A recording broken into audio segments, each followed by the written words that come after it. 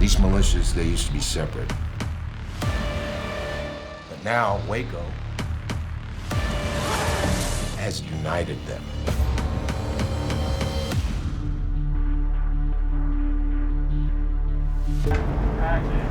Get down on your knees!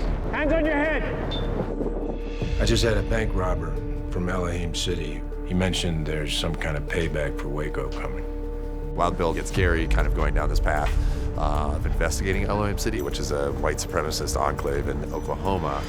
Gary becomes obsessed with getting someone inside to figure out exactly what's going on there. How would you feel about going back to Elohim City? Like an informant?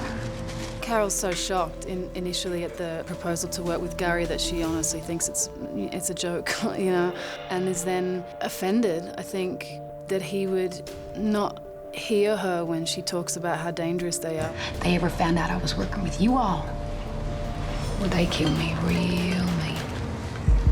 One lone soldier never won a war. Do you have any friends that can help you? Hey, Terry. Tim McVeigh met Terry Nichols in basic training. They aligned over politics. I think they both thought the federal government was headed towards tyranny. They also just blamed the same people for them being unsatisfied with their lives. And then Waco was a huge moment for the two of them to connect on, the government is killing us. If we'd burned right alongside them, if your wife and son burned in there, nobody would have given a shit about them either. That's the moment that grabs Terry, that emboldens him to take part in Tim's plan, whatever it is. Now, what Tim's plan is still a mystery. Nobody cares about us because they don't fear us, but they will. You seem different somehow. Vernon started seeing visions when we were in Jerusalem. He starts having visions from God. It's a big milestone moment for him where he's with the Messiah, but is also starting to feel like he might be one as well. They eventually consummate their relationship and endeavor to keep this kind of quiet.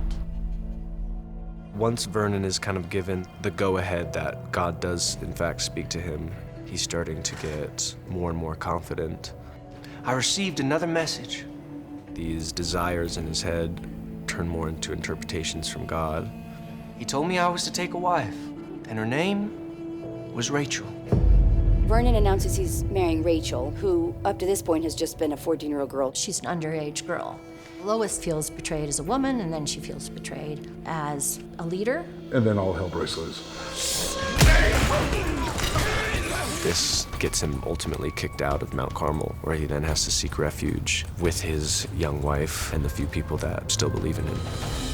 We need to make this trial about the leaders. We need to show the jury that this is a story about failed leadership on both sides. Out of the blue, a character shows up by the name of Gordon Neville, who starts giving help to the defense. You need to pursue the cover-up with the same energy that you're pursuing the incident itself. He's this eccentric, crazy person who worked for the CIA. And You're not talking about the bullet holes in the front door. The doors burned up in the fire. No, they didn't. Those are metal doors. The feds are just hiding them.